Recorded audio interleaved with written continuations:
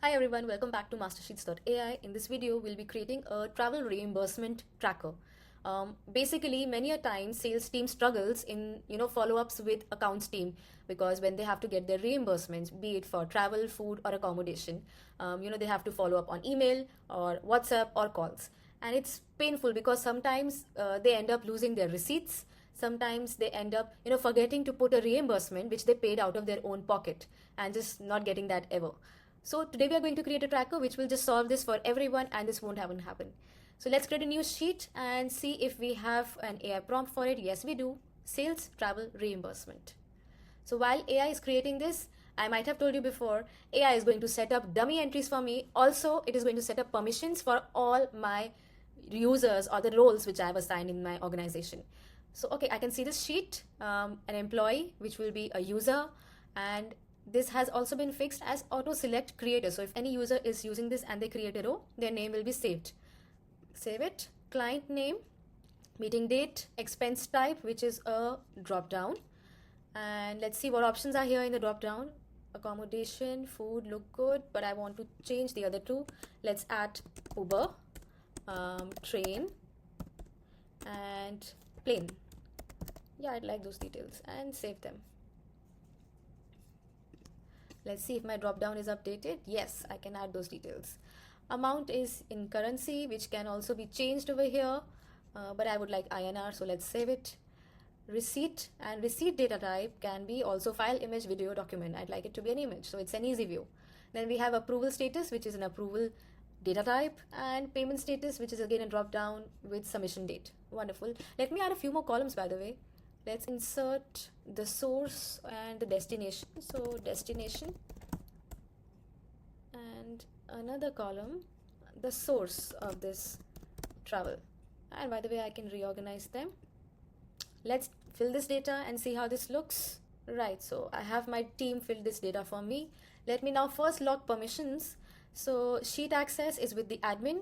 HR does not have the access. Accounts has the view access. Obviously, we don't need it to have adding rows access. It's not going to add any reimbursements by itself. Sales team is doing that job, so they have that. Row access, which rows can a user see?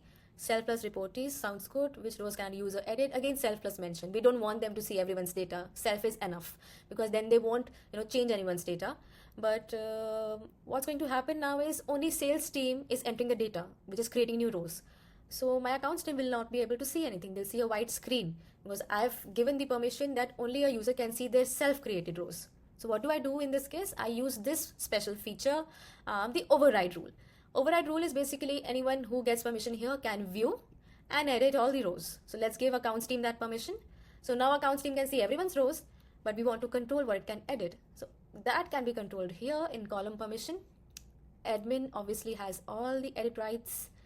Accounts team has in the initial columns just the show permission because they're not adding any details such as source, destination, the reimbursement. That is a salesperson's role. So they are seeing these columns, but the approval is obviously given by them. Payment is obviously approved by them, so it's edit option to them. And payment status also actually they'll be giving.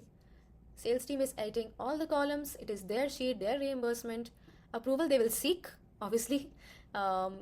Payment and these two also, they are basically seeing if the permission has been granted, the payment date and payment detail. So let's save this and we are good to go. So let's log in as our sales team member, Raj.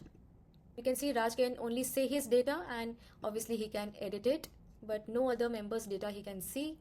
So when he goes to the approval column, he can actually request approval for both the reimbursements. Let's switch back to the admin and now log in via the accounts team member and see if they can approve it. Log in as accounts. Preeti is the accounts team. Now you can see Preeti has 2 pending approvals. Now these are obviously the ones we just requested from Raj. But you can see Preeti is not able to edit these initial columns because we've not given the accounts team that access. We want accounts team just to view these columns, to verify the details, to check the invoices. And once everything seems as per satisfaction, Preeti can then either reject a receipt by saying maybe a wrong receipt was added. Okay, she can do that. She can leave a comment, or she can also approve that it's good to go. So once she's done that, you can see these rows are now auto logged, and we would like to log in again from the salesperson's ID. So let's do that. Log in as Raj. And you can see Raj's approval. This one was approved with a status note from the accounts team. This is good to go. And this one was rejected because the comment says a wrong receipt was added. Wonderful.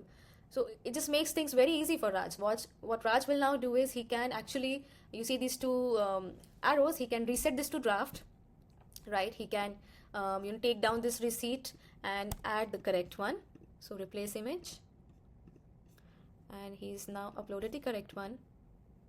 Right, and he's going to request it again.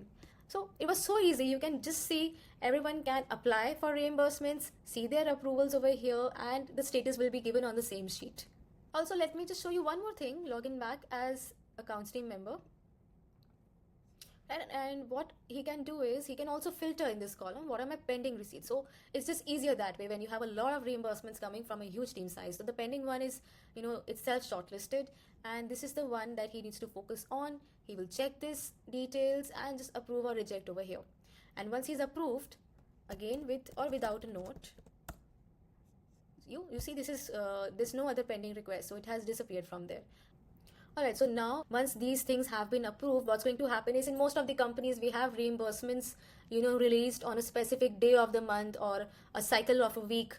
So what they'll do is, as you can see, this lock option is there, which basically means no one can touch this data. Let's say accounts team is going to pay the payments today. It will click on this lock, and this basically means it's temporarily unlocked because there's a small distance coming, you can see in the icon.